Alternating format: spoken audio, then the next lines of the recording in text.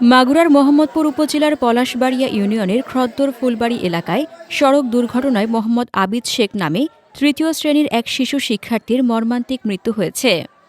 মাগুরার ভ্রাম্যমাণ প্রতিনিধি বিশ্বজিৎ সিংহ রায়ের প্রতিবেদনে থাকছে বিস্তারিত।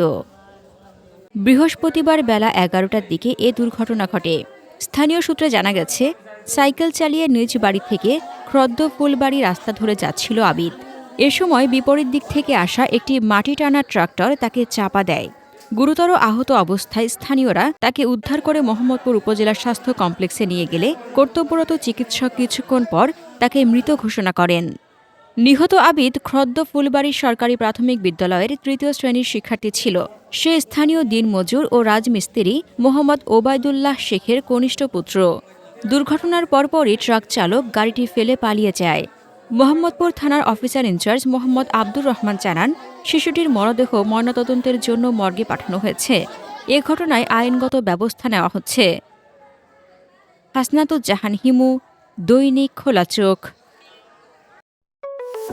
আপনার স্বপ্নের যাত্রা হোক ফ্লাই ইনফিনিটির সাথে।